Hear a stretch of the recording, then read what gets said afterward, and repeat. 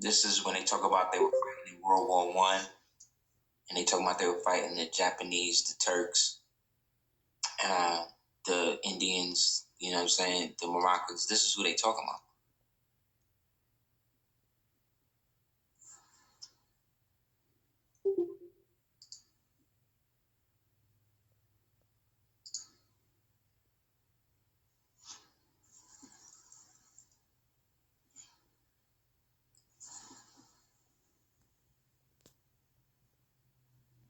See how dark these people were?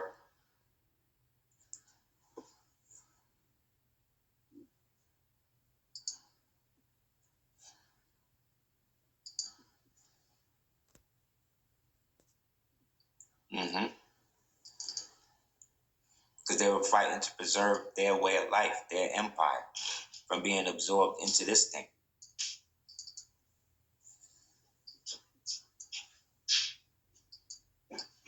Then on the other side of that, you had these guys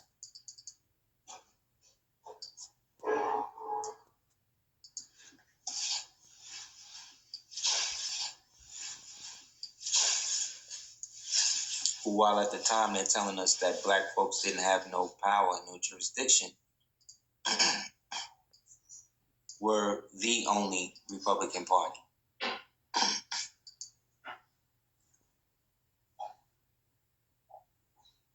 These were the guys making the deals.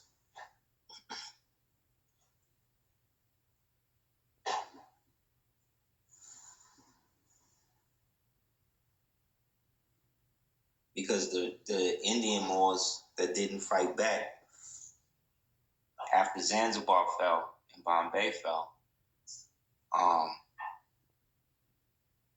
those were the you could say the darker Moors who were more Islamic. And so the British basically created a wedge between them and the Hindus because they were both descendants of the Mauryan dynasty that had been set up back in the days of what they call the Chandragupta.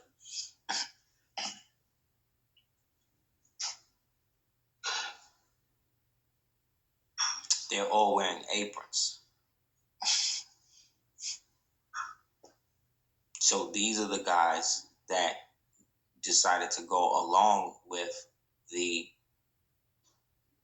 program in terms of the reconstruction and how things were going to be reconstructed historically, in which we would be basically they wanted us to at least be participants, being that they still held the majority of the Congress, because they are descendant of the original several states, the descendants of those from the Iroquois confederacies in those states that were a part of the original Constitution of 1787. They could be, you know what I'm saying? It could be that. Not all people who wore aprons were castrados, but that was to say that they were part of the order that in the highest order, that's, where you go to. You know what I'm saying? Because they are Freemasons. That's what I'm saying. These are the ones that made the deals against those of us that were in the Republic that were fighting back. And they went along with a lot of that. And then once that happened, and they had enough of us away at wars or whatever that was really trying to do it, hold down the national government, that's when they did the race riot thing, which was the coup d'etat right after the Civil War. So as you can see, this is between 1870 and 1875. Remember, they established the KKK in 1871 in response to all of us destroying what they was trying to build in Washington, D.C.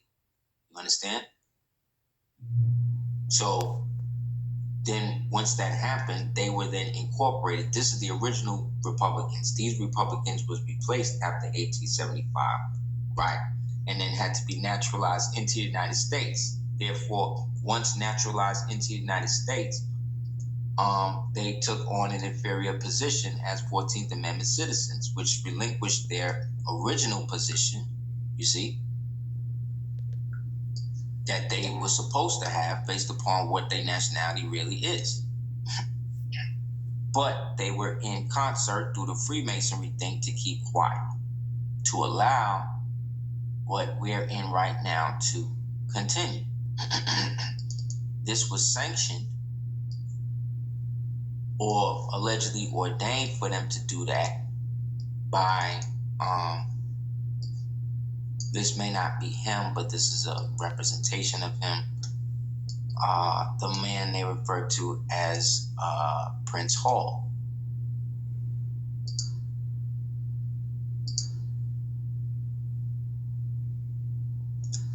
On your left, who petitioned the Grand Lodge of England. Now remember, England was not incorporated as into London until 1800s. He established the Grand Lodge of England back in the 1600s. You see what I'm saying? This is where the history thing gets crazy. Because they say one thing, but what they actually saying actually proves what we're saying. Is that England and all that stuff they talking about was over here. But this is at a time where allegedly all black people on the planet were slaves, right? How could that happen? How could you all be slaves and they give a slave or a descendant of a slave a noble title to establish a Grand Lodge that eventually became the black version of the white lodges? Because they're all there to preserve the system between the Republican and Democrat. You understand? Because remember, the Democrats was created in the same year they created the citizens of the United States in Washington, D.C., correct? So if they created them in the same year, it was in response to them now having the jurisdiction to go through and shut everything else down. So any blacks that was going to be a part was public was going to have to what? Was going to have to come into it the way that they say. And the only way in was by denying your nationality and by birth and choosing to be naturalized into this new system that eventually would be the undoing of us all. You see what I'm saying?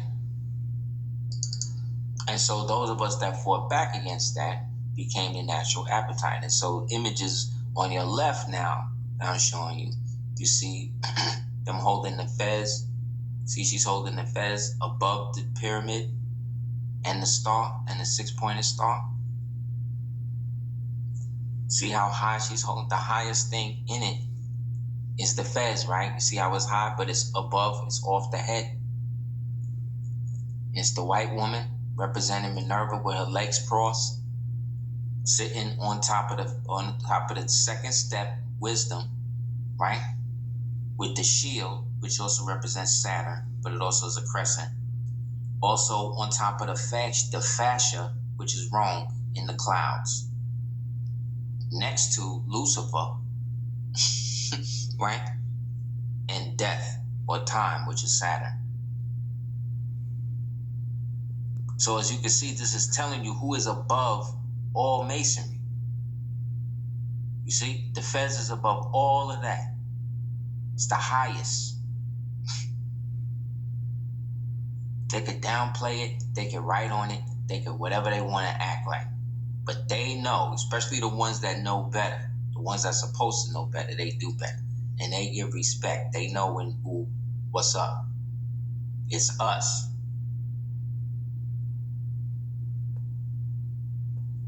Us.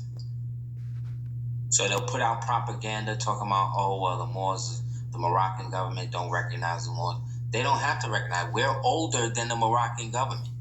Why do we need them to recognize us? They adopted our flag. You understand? We're the West Africans that they adopted this from in 56. The town of Morocco is older than that. You understand? Over here in the United States. excuse me, in the United States of America Congress or something. Older than that. None of them people speak indigenous.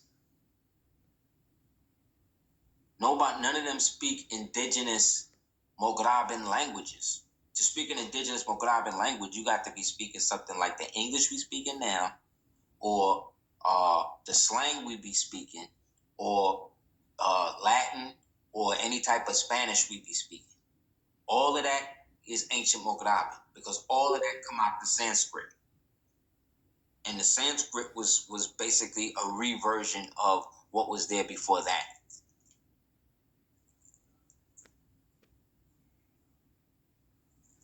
But they'll trick you. They'll have what they call cuneiform, you see? But anyway, this is a letter from the ambassador of Morocco.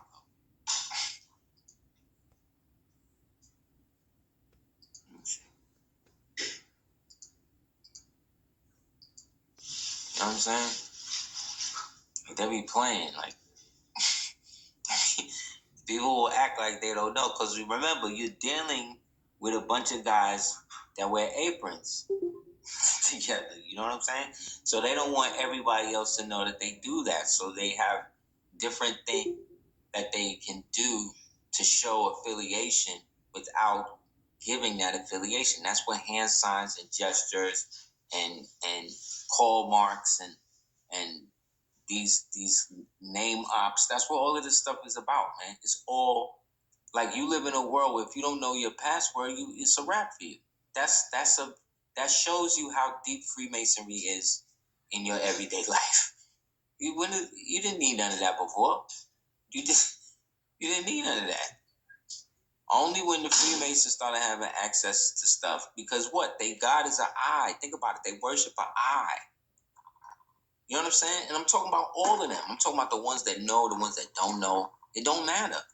Once you agree with the oath thing, that's the tie. That's the thing that brings you into it. So yes, you can get earthly situations, but the spiritual connection is what is the downside. Because now you got to keep secrets too, whether you know it or not. And most of these places now are hotbeds of human trafficking and pedophilia. Why do you think these niggas were so quick to on TV? Oh, it's the lodge. I gotta go to my lodge meeting. Gotta go to the club. Gotta go to this. Why do you think that? It wasn't just for women, man. You got a woman at home. She better have sex with you at home. What's so wrong while you can? What's so out there? Because it ain't just that. Because once you get into that, the aspect of the soul is subdued, and then the more favor you curry, the more success comes, the more downplays in the real world, because you can't share that on the up and up with everybody, because you can't tell nobody how you got it. It's like working for the government or the mob or something.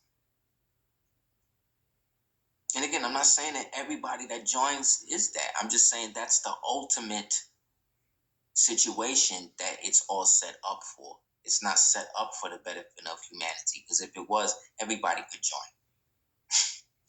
join. What's the difference in them saying you got to go through this, and that? And the white man saying, oh, well, you can't do this unless you have this, and that. It is a privilege for me. Speech of His Excellency Mati Jorio, Ambassador of Morocco, Moorish Sultanate celebration honoring Noble Juali on January 11th. This is just 3 days after the Prophet birthday. So it's not like, this came out of nowhere. Moors just, we just want to be with somebody else so bad. No, these people coming over here to honor our Prophet. It is a privilege for me and for other staff members of the Embassy of Morocco to attend this Noble Juali Centennial Tribute Dinner.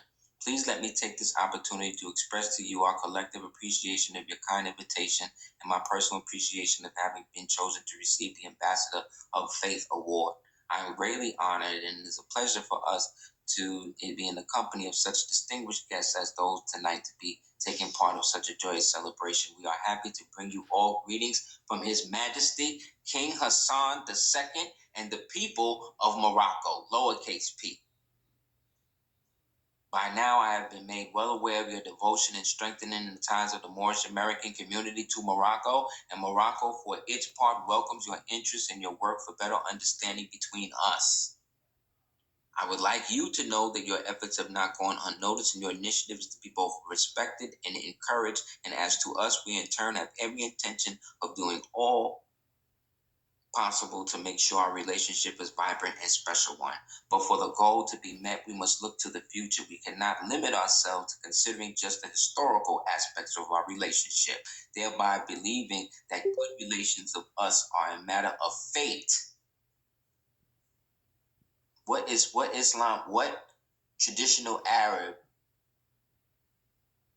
use words like fate?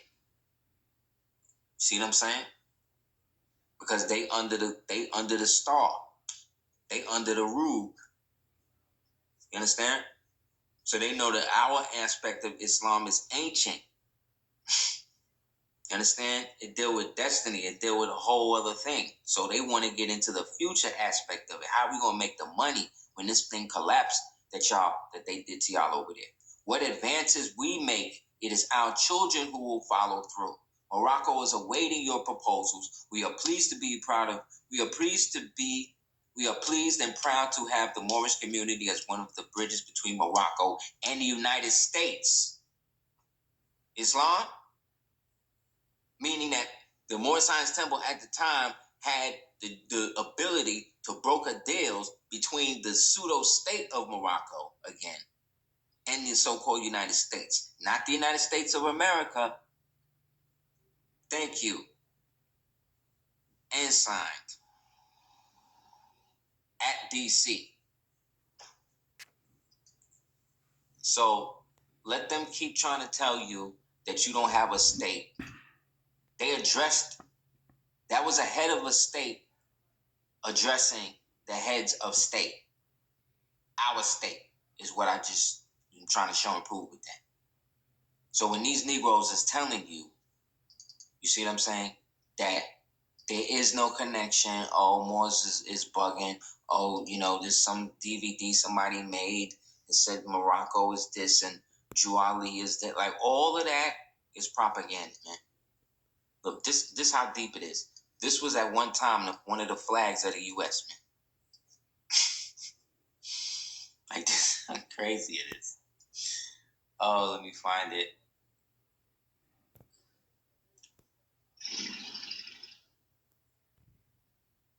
Let me get another one.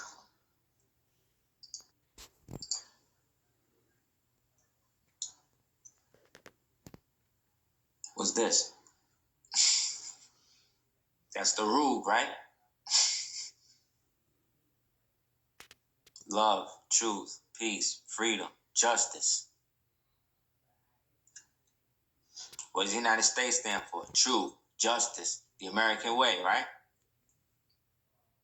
And what's that? That's the flag of the empire from which it stands. One nation. You see what I'm saying? They just took these and then just applied it to all of the little states that they could annex under the military occupation and got rid of stuff like this. And then did all of this on a global level. The things like the Monroe Doctrine and these things, that happened on a global. They applied that on a global level to be able to go into other people's countries and basically do what they want.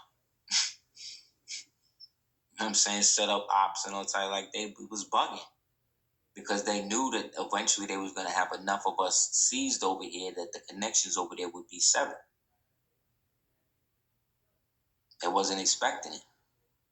But by the time the prophet came, you see, he reestablished everything. He put everybody back on the map. He straightened it out and at least gave us the ability to unify behind a national identity, which up until 1492 was the systematic thing they worked against. And under the reconstructed history, everybody had to be put under the jurisdiction of the Union Society of States, which is the KKK, which is why CM Bay was totally correct. See what I'm saying? See how it all fit together? That's why once we became Moors, we became unsubject to that because we became a part of the original compact. This is what they say the original flag was.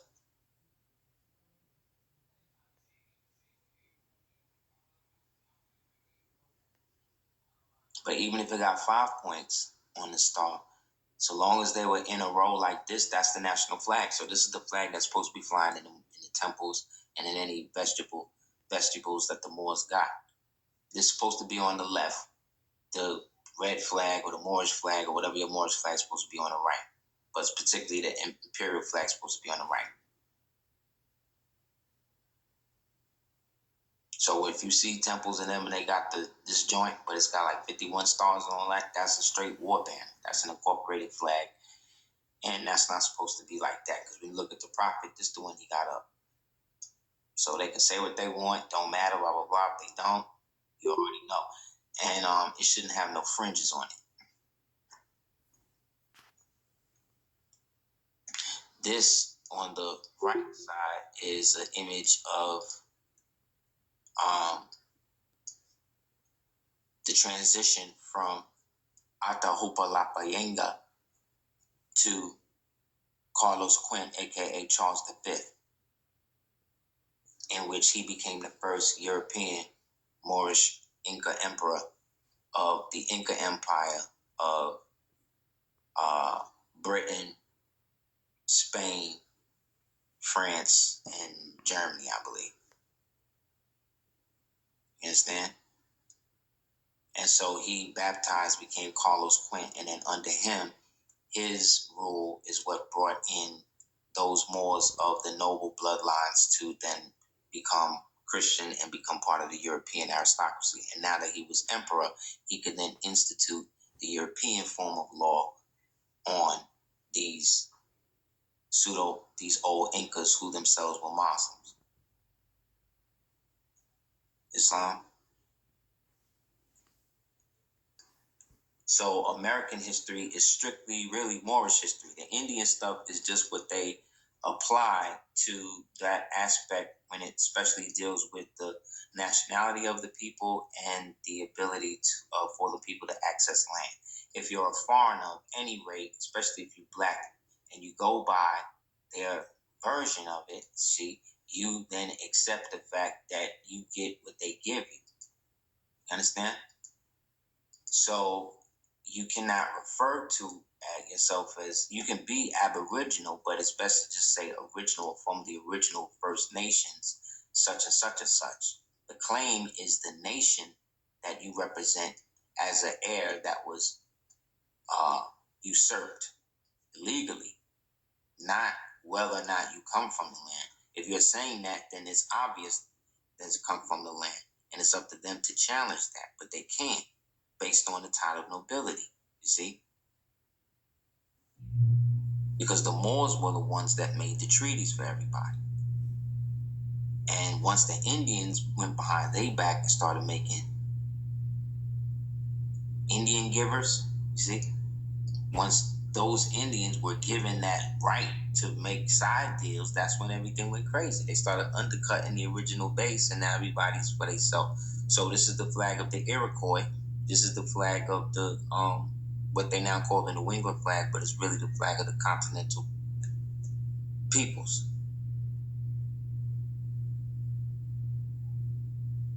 So I'm supposed to believe this tree is totally different than this tree. So when we talk about the Iroquois, we're automatically talking about the Haudenosaunee, and that is also a conglomeration of people, because the Iroquois was not a people more than it was a grouping or confederation of Iroquois-speaking peoples.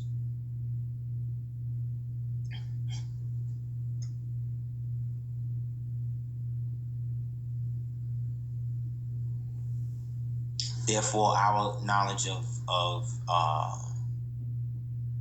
America is again limited to the United States, but the United States are not Americans, because to be an American, you can't be a citizen of the United States, and to be a citizen of the United States, you can't be an American.